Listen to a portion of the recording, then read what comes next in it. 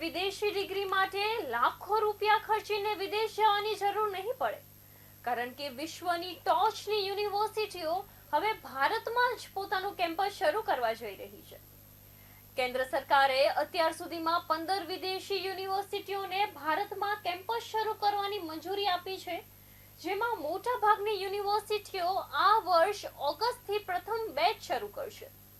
University of Aberdeen, Bristol, York, Liverpool, Illinois Tech અને Victoria જેવી જાણીતી યુનિવર્સિટીઓ મુંબઈ, દિલ્હી અને બેંગલુરુમાં કેમ્પસ શરૂ કરી રહી છે.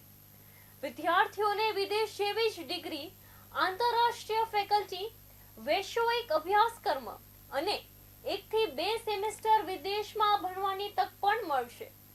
સૌથી મોટો ફાયદો એ છે કે વિદેશમાં ભણવા માટે જ્યાં 80 લાખથી 1 કરોડ રૂપિયા સુધીનો ખર્ચ થતો હતો, ત્યાં હવે ભારતમાં જ લગભગ 30 થી 40% ઓછા ખર્ચે એ જ ડિગ્રી મળી શકશે.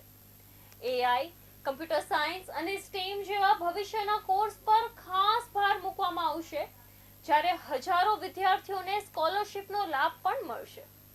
વિદેશ નહીં, હવે વિશ્વની ટોચની યુનિવર્સિટીઓ જ ભારતમાં આવી રહી છે.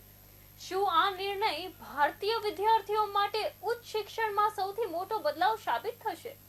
આવા સમાચાર માટે ફોલો કરો સમાચાર ડાયરીને.